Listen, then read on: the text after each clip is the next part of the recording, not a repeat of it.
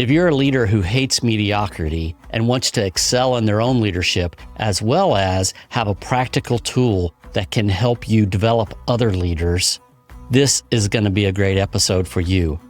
If you're someone who hates the sound of the words 360 evaluation, if that just makes you cringe and a little bit of fear in your stomach, this is the episode for you. This is going to be so helpful. Stay tuned.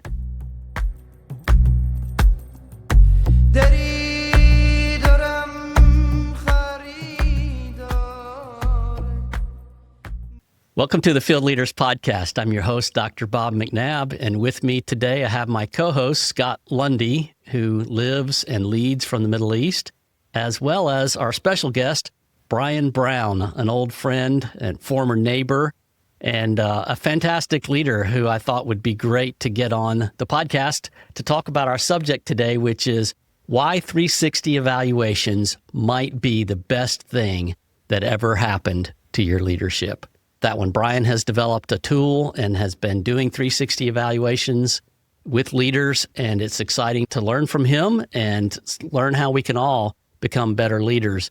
So, Bryan, I would love for you just to take a second and introduce yourself, a little bit about your past ministry and present ministry. Yeah, we'll go from there. Great to be with you, Bob and Scott. It's a privilege. We've known each other for a long time, so I've been in ministry really since I graduated from university, was on staff with the university ministry, led a team internationally to work in Australia for several years where we did campus ministry, church planting.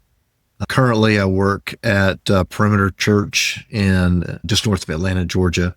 And within those responsibilities, I work with a lot of teams and a lot of churches internationally with my responsibilities there, helping churches ignite life-on-life discipleship movements within their churches and within their cities. So that's a little bit of what I do. I'm married. I've got 3 kids that are awesome, and my last one just left me for college, so we're entering into a new phase of life. Yeah, it's been fun to watch that play out on Instagram and Facebook, whatnot, because they used to just live next door. And so, Bryan, you also are a certified professional coach and train people in that, kind of do that as a side hustle, that the church has turned you loose to do that and help leaders. Tell us a little bit about that. Yeah, I guess one of my real passions, Bob, is to see leaders, one, to be more effective, but also to endure, to last. And one of the motivating factors for me is I see leaders that don't last. And my real heart is honestly just to personally, I want to finish strong and I want to help other people to finish strong. And I found that coaching, I know that people have come alongside me, have been of tremendous value in helping me with an outside perspective, helping me to process critical decisions, work through team issues and organizational challenges. And so to be able to do that for other people is just a privilege. I've seen the benefit myself and hope others see the benefit of that as well. I think they do. Yeah.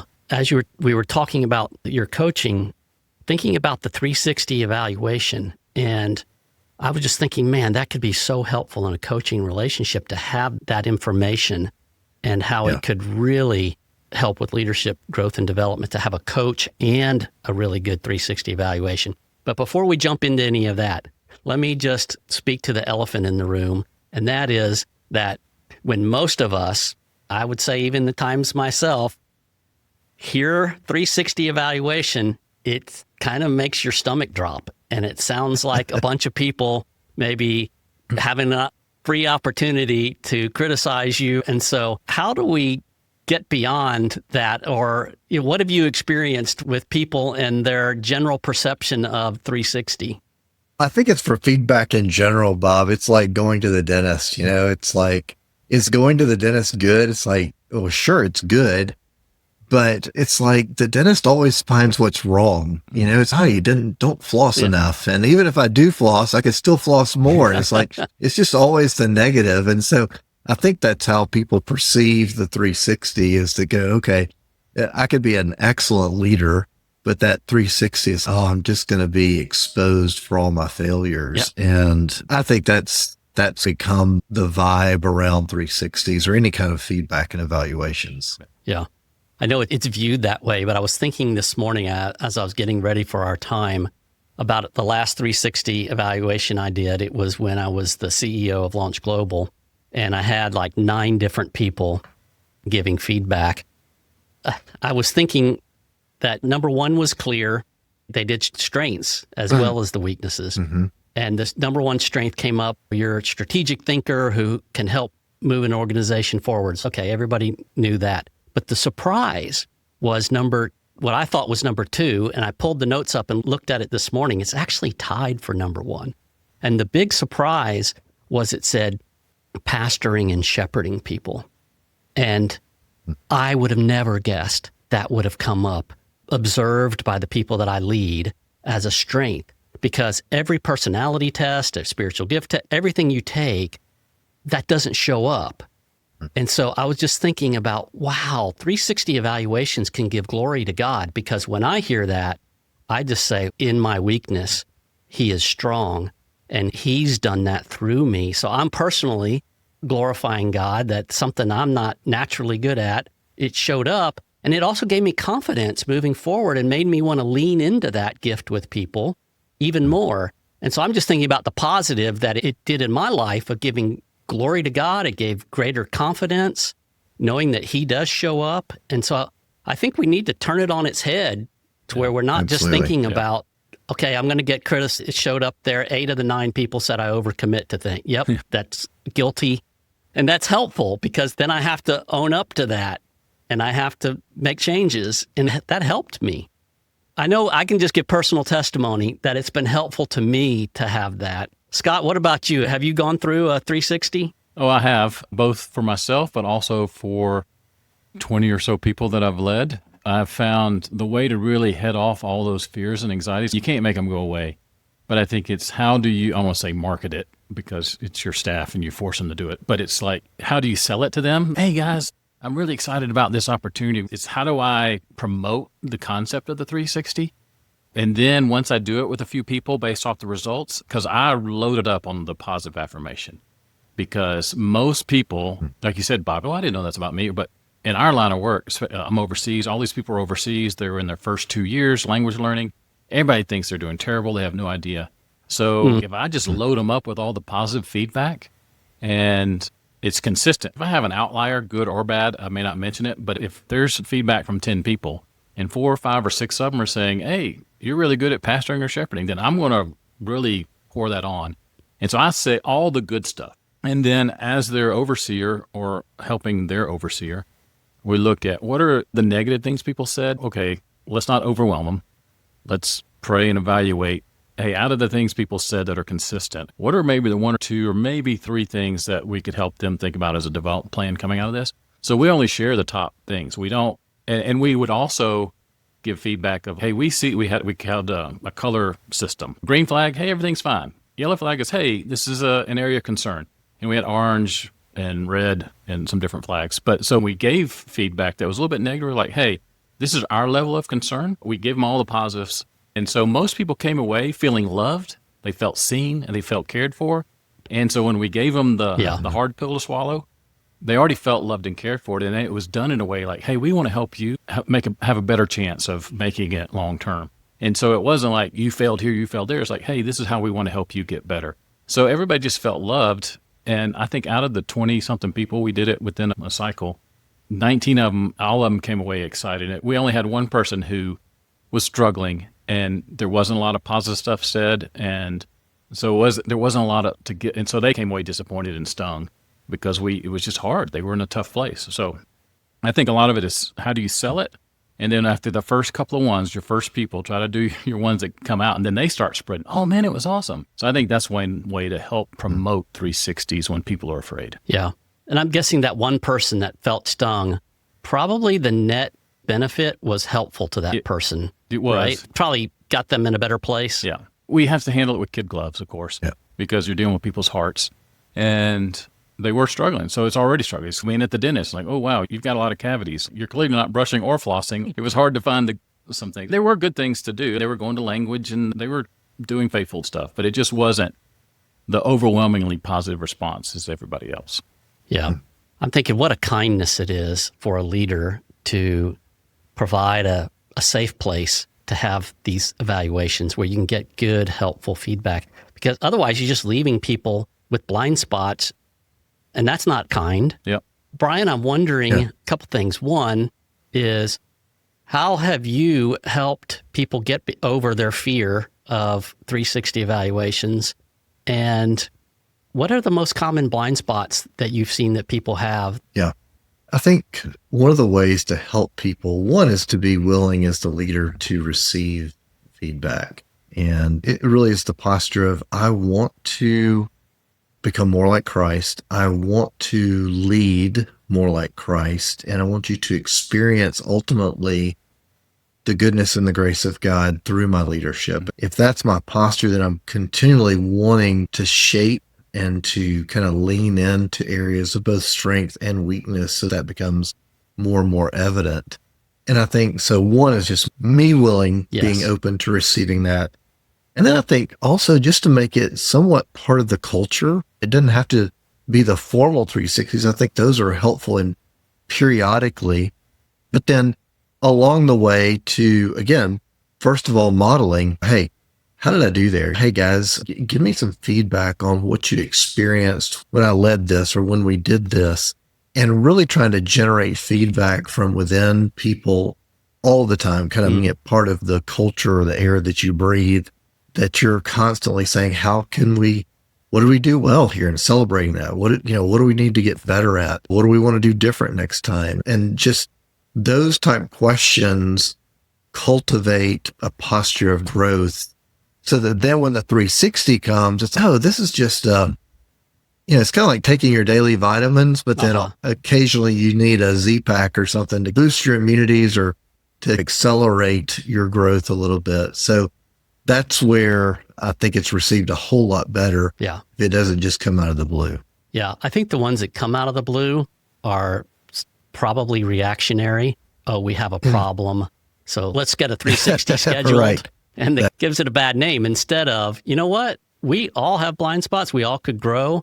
Let's have a 360, and we all need affirmation. Yep. We all need to know what are our strengths, clearly, that we could lean into. It can become part of the rhythm, Bob, like you're saying. Yeah. So it's not just when problems show up, but it's, hey, actually a problem could show up and you could do a 360, but that wasn't the impetus for these evaluations. Yeah. It's more of, hey, this is just part of what we do.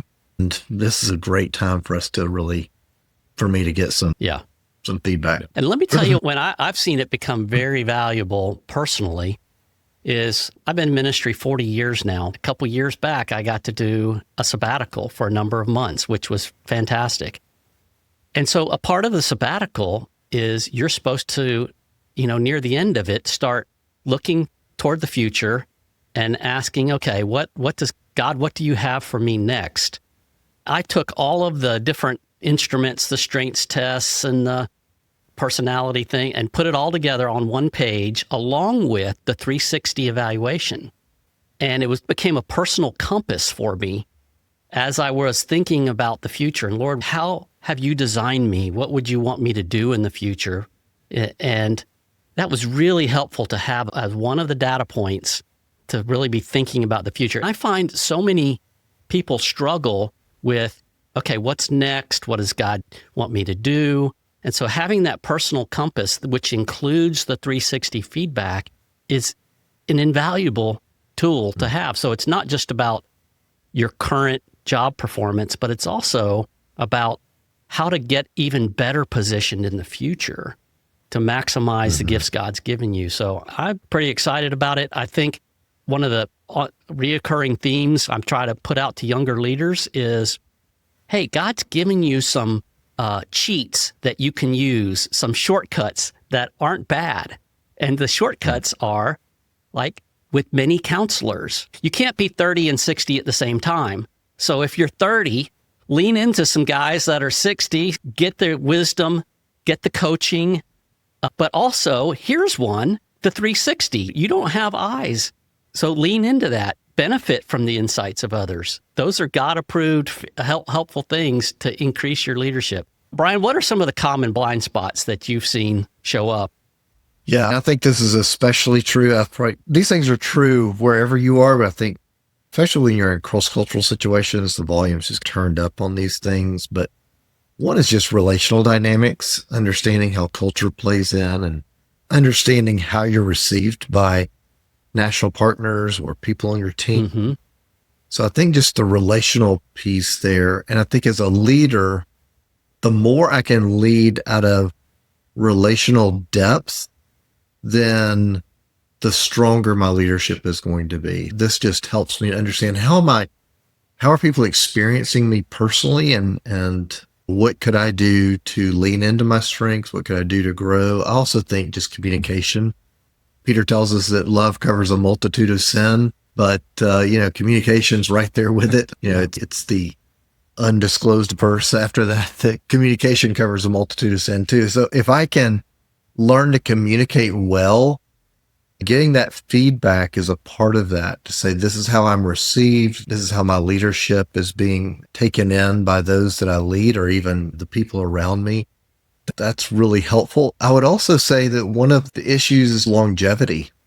Being a leader is isolating in and of itself. Being a Christian leader is isolating as well.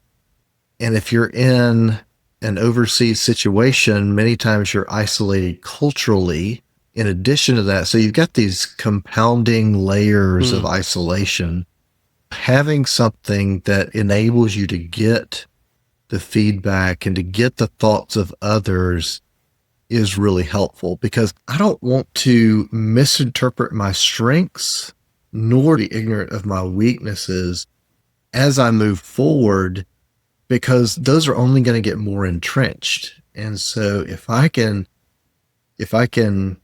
get the thoughts and feedback from others on how they're experiencing me, Yes, then that can, honestly, it helps me not be as isolated. And again, it goes back to that. I've got to be vulnerable. I've got to be humble. I've got to say, you know what, at the end of the day, I want this because I want to lead people to follow Christ and lead in such a way that reflects that. Yeah, you actually got into my next question was, why is it so important cross-culturally when you're functioning on a cross-cultural team? And Scott, I know that you have been working cross-culturally for a number of years and you've been doing this, and I'd love to hear your observations as well of just what are some of the other reasons and maybe some of the challenges of participating or requesting 360 evaluations cross-culturally. Yeah, I'll start with the second part first, challenges. I think one of the challenges is if you have a multicultural team, in the West, we're more guilt innocent. So we can survey, and if it's anonymous, that's one thing right there. Could be a barrier or not. Is this anonymous feedback, or is my name associated with this feedback? So that's one thing to consider. But in shame, honor, fear, power societies, people are a lot less open to say things because they don't want to shame you, or they don't want to do something to shame themselves, or fear power. They're afraid if they speak up about something, that if someone's in power over them, or someone's a peer and they could have power. So there's a lot of fear of what could happen if I speak up. Culturally, there's that challenge of how do you get feedback? Now, I'm in the Middle East. I'm in a country where indirect communication is not the way to go. Direct communication. Indirect actually does work with 360s because they're a little more willing to say something on that context than to you face-to-face. So in some ways it helps with that. I think you just have to weigh who you're asking to contribute. Some of it's how you ask the questions you're asking people, depending on their culture and context, what's appropriate to talk about or ask, or how you ask it. Those are some of the challenges. What was your first part, Bob? So I would love to know, you started to get into how to actually do it. And so how do you do this cross-culturally? Let's say you have a multicultural team, how can you do this? Is it any different? I think the base of what you're doing is the same. The principles are the same. It's how do you apply the principles in this context that varies. I've done it to where it's anonymous in the sense that when you do your feedback, I had a project manager person who they got all the data and took and copied out the data and put it on one sheet for me. And then I could see the repeating pattern. So I didn't know who was saying what. If there was a wording that was wrong, like maybe it was English as a second language or there's something else, I don't understand what this person's trying to say here. Project manager, who did this come from? I don't need to know. Will you contact that person? So I don't even know who's providing the information. Will you contact them and get clarity of what they're trying to say? So then I could take all the data with the names separated. Someone knew their names, so then when I went and actually gave the 360 feedback to the people and they said, well, who said that? It never was an exact quote. It was always, again, 4 or 5 people said the same thing and I wrote one sentence about it. That's one way to make it more anonymous in that sense. But sometimes, like with Bryan's tool, if you don't, the different categories in the 360, your leaders, your peers, or the under, if you have too few people in certain spots, it gets pretty obvious who the feedback, and you're seeing their exact what they write in Bryan's tool. So helps. Bryan, I'd just love to hear if you have done things any differently when it's cross-culturally. I would say the tool itself is going to be the same, but what you do is you factor in cultural norms that you need to be aware of. This is where I would encourage somebody to coach you through this. What might be really direct communication in one culture is viewed as harsh in another. And so to understand those differences and say, okay, how do I interpret this? One of the things that you could easily do is just to separate out, here's more of the national leaders and here's more of my U.S. team. If there's a difference there, or you're dealing with multicultures, you can actually do that with this assessment. Also have to understand what I would call, right or wrong, what I would call power dynamics. Many times there can be a spiritual aspect of honoring those in leadership. So it's okay, I want to be really careful not to give poor marks on my leadership because there's some power dynamics there. And I think if we can walk into the feedback that I'm getting, understanding that some of my raters are using kid gloves in a sense here, and I need to really take that feedback and not dismiss a small thing here. And culturally, this could be a really big thing. And so it's really just processing and having multiple data points that I can say, okay, I'm getting well-rounded feedback and I'm able to take that and apply it to myself. I think also if you're working with nationals and they're not used to that type of feedback, they are more indirect. Scott, like you were saying, just coaching them through what they're seeing here and what they're hearing. And one of the things that I have found is that it's actually the people that have gone through the Trusted Leader 360 are super encouraged. Like they're walking away really affirmed in their leadership. They're also walking away going, okay, here's some areas that can strengthen my leadership that I need to work on. I find that people are walking out in a lot different framework than they walked in. It is kind of like walking in, they're like, oh no, what is this going to say? They're walking out going, okay, I've got some really tangible things I can use to work on my leadership. And so overall, I think just the coaching and the processing afterwards is critical. Yeah. And that brings up just a follow-up question of what are some basic key components to make a 360 evaluation helpful? Yeah, I would say you got to get multiple perspectives. That's why it's called 360. You're getting perspective from all directions. Like Scott was saying, it might be my supervisor, my peers, others that I work with, partners, board members, but then also the people that report to me, some of those direct reports that I have influence over. So that's one, is to get multiple perspectives.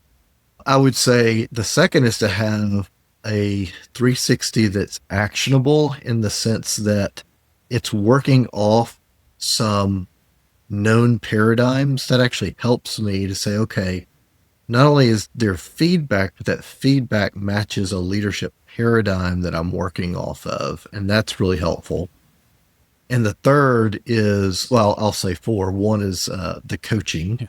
And then the fourth would be very clear action points. And those go together, which one comes first? Getting clear action points and then coaching to flesh those action points out, or coaching to help me process through what are my action points. And I would say don't walk away with a 360 of any kind and say there's 10 action points. It's like just Right. pick one or two that you can walk away with and say, I'm in process. God's working on me and I'm in process. And here's what I think would make the biggest difference in my leadership right now.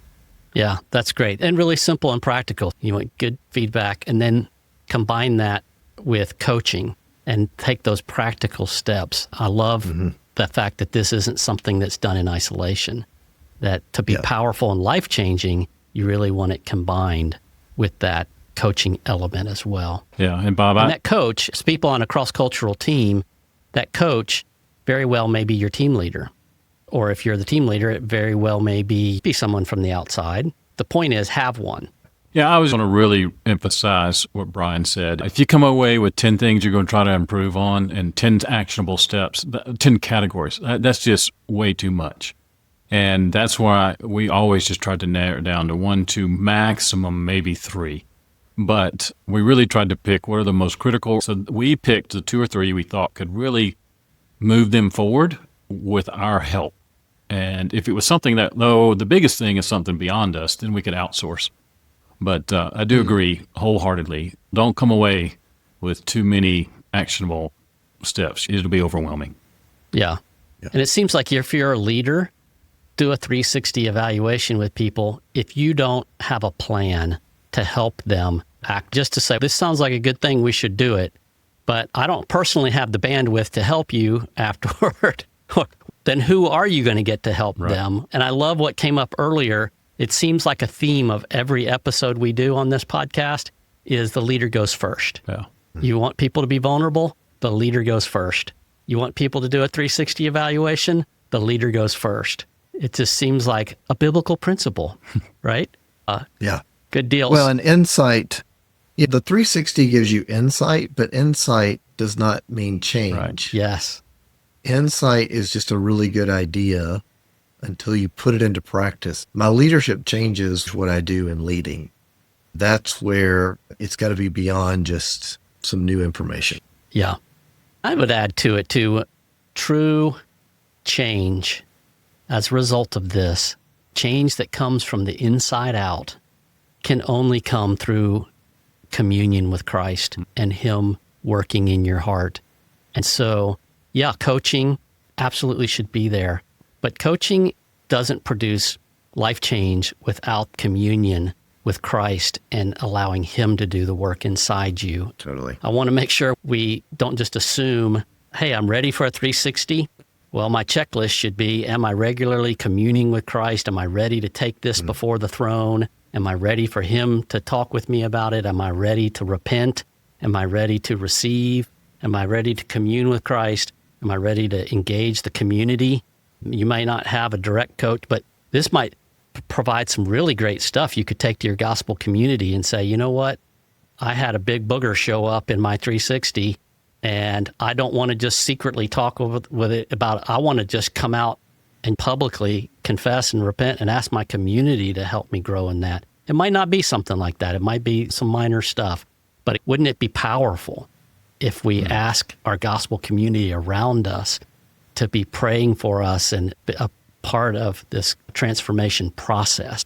So, And Bob, if Yeah. I could, one of the benefits here is to understand that I can be a really godly leader and not a very good leader. That my character can be exemplary, yes. but people can still struggle with how they experience my leadership.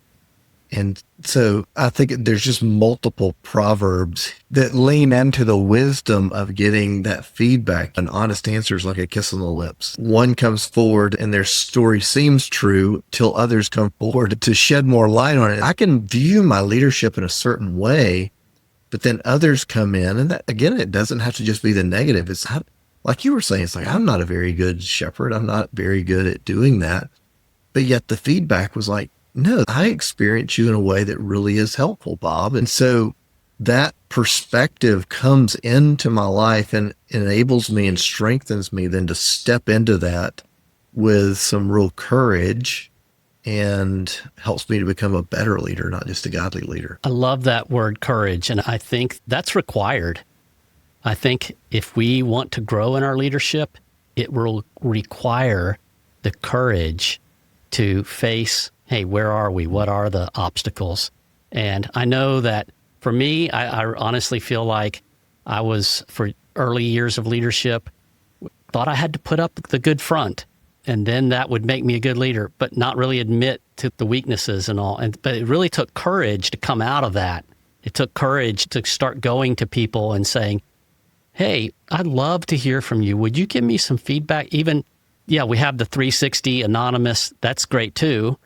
But also going to people, sitting down with loved and trusted people and say, hey, could you just share with me, how do you experience my leadership? I love that phrase you used. That's something I started to do a number of years back, but it took courage is what I want to point out. And so I really want to call our listeners to act courageously. And that courage only comes out of communion with Christ, getting alone with him and saying, God, I'm hesitant to do this, but I want to ask you to give me the courage to sit down and ask people how they're experiencing me. And again, in some cultures, you may have to provide indirect channels for that. There are times that you can do it, right? I'd love to hear from you if someone's listening and they're like, yeah, okay, what are some practical tools that I could use to get started with this? Bryan, give a twofold answer. One is, what if we have zero budget or very low budget? What are some simple tools that we could use to get started that would help guide us in the right direction? And then if they have a little bit of finances that they could invest, I'd love for you to tell them about your tool as well as some free tools. I think this will be easy to remember, Bob, but I go back to what I said earlier, just making it a part of your culture, part of the rhythm. And one of the ways I think about doing this is the WIN. And it's just asking someone 3 questions that instead of me giving them feedback, it's generating feedback from within them. And so W is, so what did you do well? This is a real opportunity to affirm people. So I saw that too, or, oh, I also saw this. And so, ask, starting with the positive, what did you do well? Secondly is the improve. What would you want to improve? One of the things that I found about asking that question is when people give me the responses, and if I really do have feedback that I want to give them, but they say it for me, then I don't say a word. I just say, okay, they got it. And so it minimizes that aspect of the feedback. And then the N is next time. What do you want to do different next time? And this just gives the hope that, okay, there is going to be a next time, and you're going to have the opportunity to exercise these gifts or display this leadership in different ways. And so I think if you can just go for the win and regular feedback, that's super helpful. Yeah, and I want to share something real quick. I learned about WIN from Bryan a year or 2, maybe 3, I can't remember. But I used it just a week or so ago in Thailand. We'd done a 2-day seminar. I was training 3 new people. So after we finished, before I released everyone, I got all my trainers and say, okay, guys, let's debrief. And my co-trainer was like, what are you going to debrief them with? I said, we're going to use WIN. She said, what? I said, trust me. We just went through those questions. And it really, the 3 new trainers all were thinking about, they had some things that went well, but we could verbally affirm them on the well. And then where they need improvement, a lot of times they could see it themselves, or maybe when their peers were like, you seem to struggle here. That was hard. And so we processed in a group. And then so we talked about next time when you're going to do another seminar in the future. So that WIN tool it's so easy. You can use it anytime. It's gold. So memorable. It's not like you got to pull out a card or a cheat sheet. You just remember those 3 questions and you can do it anytime. And it's non-threatening because it is so just a basic little tool. Mm-hmm. Yeah.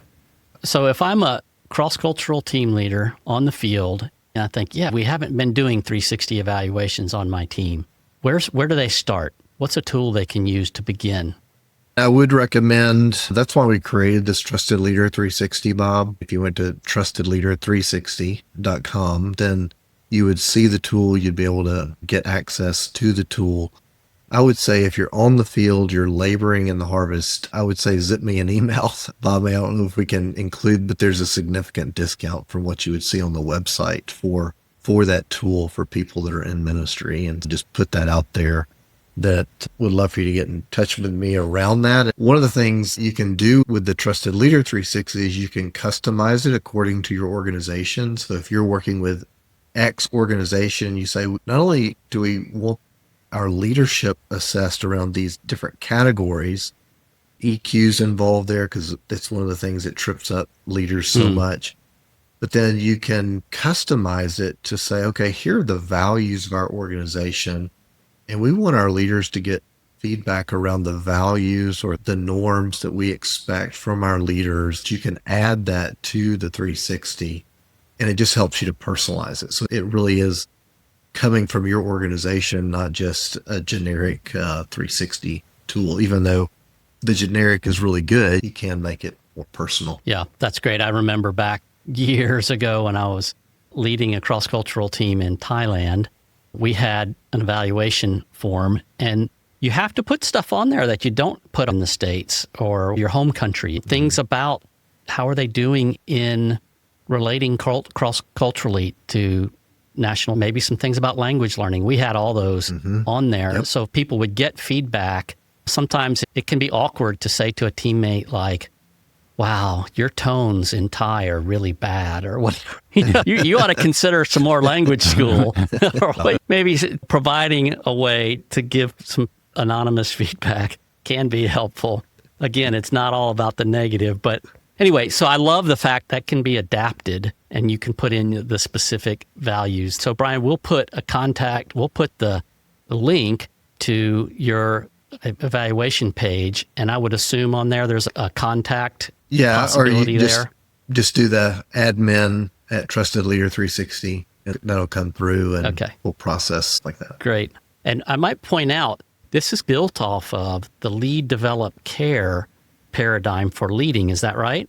That's right. And as I mentioned earlier, having a proven model that the 360 is based off of, lead, develop, care, which is a biblically based model that basically you can say, okay, I've got a framework that I'm operating off of. I'm getting feedback according to that framework. And then we've also added the EQ competencies as well. I like to end every episode asking leaders if they could say something to their younger self. Looking back, what do you wish you had known or done differently in your early days of leadership, and maybe specifically kind of around this topic of receiving feedback, self-awareness, something, that you wish you had known or done differently? I would probably, the first thought that comes to my mind, Bob, is I would anchor myself even more in my security in Christ, of who he is, who he's called me to be, how he views me. If I can anchor myself there and see myself as a beloved son or daughter of Christ and view my ministry as a stewardship under him, what that does, it opens me up for feedback. Yeah. And so if I'm secure, then I can step forward and say, okay, help me. Yes. Give me some feedback. If I'm doing a poor job, it doesn't affect my relationship with Christ. I am loved. Yes. I am secure, and I can take that feedback and go, yes, this is faithful are the wounds of a friend. Even if I'm being wounded in a sense of going, okay, this was, ouch, that kind of stung. Faithful are the wounds of a friend. It's good for me to hear that so that ultimately I lead more effectively. I love people more effectively. And I think at the end of the day, that's going to help keep me in the race. Yeah, that's so good. I agree that if how you feel about yourself is directly tied to your performance, it has to be anchored in Christ. He's so delighted in you. He so loves you as a son or daughter. There's no roller coaster ride when you're anchored in him like that. But if you're on the performance, man, I can't feel good about myself. And so then 360s are super scary. And unless you just want to give me the good stuff. But Scott would love to give you a closing thought on this whole topic before we say goodbye today. Yeah, back in my corporate world days before I got into ministry, and the annual evaluation, like your HR required thing, it was a heavy thing. But as I learned about 360s and the power of it and how you don't have to worry about the one weird relationship with someone.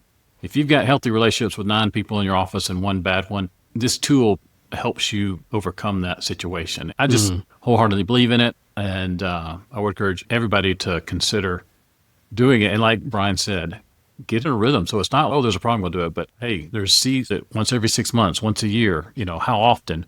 But then it's not a problem. It's just part of our culture. We get regular feedback because we want to improve and become more Christ-like. Yeah, that's great. And I go back to our title, which was 360 evaluations might be the best thing that ever happened to your leadership. Yep. And if you're leading team leaders, I would really encourage you to think through and develop a constructive, helpful 360 evaluation process that's a part of your larger leadership development process. And hopefully if we can be of any help in that here at Missio Nexus, we'd love to do that. It's really been great to be with you guys today. I want to give a big thanks to Bryan for making time and sharing with us about this tool that he's developed and just the overall process. Yes, sir. Glad to be here. Yeah. Thanks, my friend. Good to be with you. Well, that's it for today. This has been the Field Leaders Podcast, a ministry of Missio Nexus and a part of the Missio Nexus Podcast Network. Leaders, I want to remind you, you are not alone. We are here to help you learn, connect, and collaborate. God bless. Daddy.